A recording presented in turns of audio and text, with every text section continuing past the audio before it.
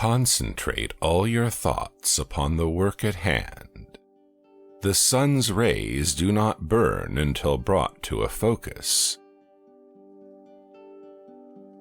When one door closes, another opens.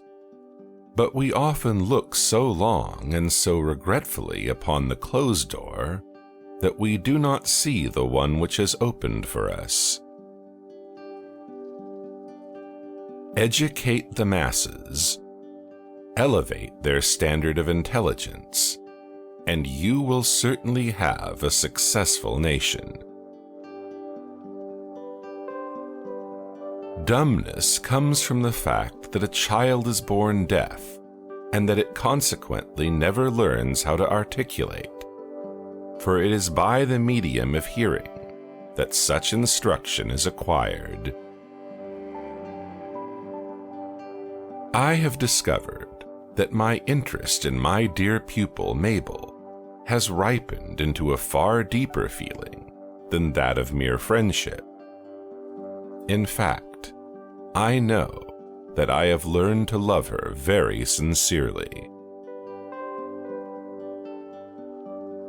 Before anything else, preparation is the key to success. Great discoveries and improvements invariably involve the cooperation of many minds. I may be given credit for having blazed the trail, but when I look at the subsequent developments, I feel the credit is due to others rather than to myself. Morse conquered his electrical difficulties, although he was only a painter, and I don't intend to give in either till all is completed. America is a country of inventors, and the greatest of inventors are the newspaper men. It is hardly an exaggeration to say that oral teachers and sign teachers found it difficult to sit down in the same room without quarreling, and there was intolerance upon both sides.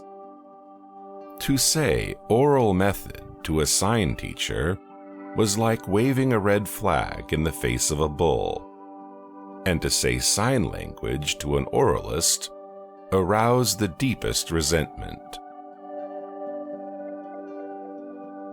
My knowledge of electrical subjects was not acquired in a methodical manner, but was picked up from such books as I could get hold of, and from such experiments as I could make with my own hands.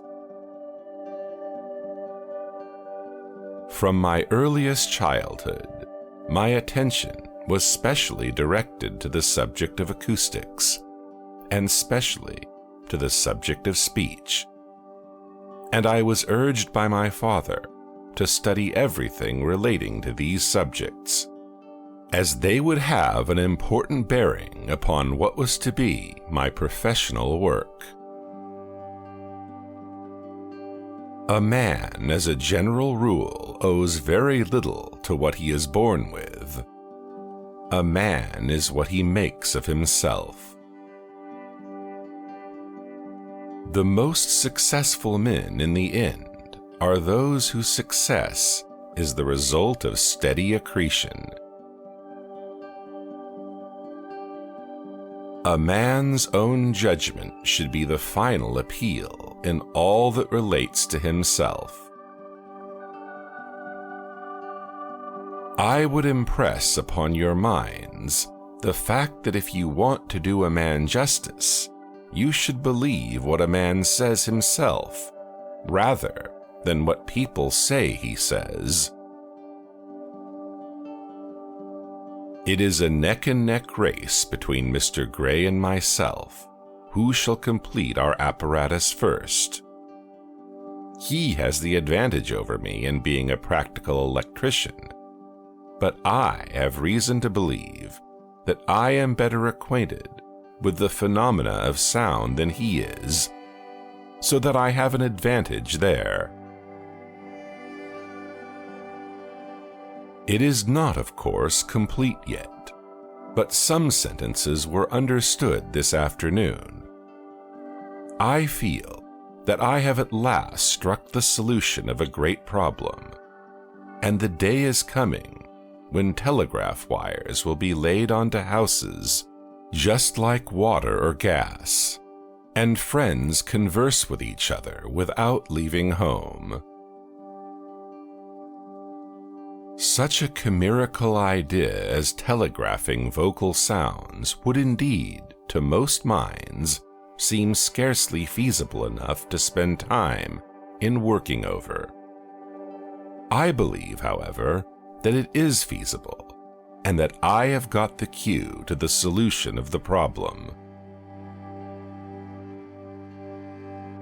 I had made up my mind to find that for which I was searching, even if it requires the remainder of my life. After innumerable failures, I finally uncovered the principle for which I was searching, and I was astounded at its simplicity. I was still more astounded to discover the principle I had revealed not only beneficial in the construction of a mechanical hearing aid, but it served as well as a means of sending the sound of the voice over a wire. Another discovery, which came out of my investigation, was the fact that when a man gives his order to produce a definite result and stands by that order, it seems to have the effect of giving him what might be termed a second sight, which enables him to see right through ordinary problems. What this power is, I cannot say. All I know is that it exists, and it becomes available only when a man is in that state of mind in which he knows exactly what he wants and is fully determined not to quit until he finds it. Don't keep forever on the public road, going only where others have gone, and following one after the other like a flock of sheep. Leave the beaten track occasionally and dive into the woods. Every time you do so, you will be certain to find something that you have never seen before. Of course, it will be a little thing, but do not ignore it. Follow it up. Explore all around it. One discovery will lead to another, and before you know it, you will have something worth thinking about to occupy your mind. All really big discoveries are the results of thought.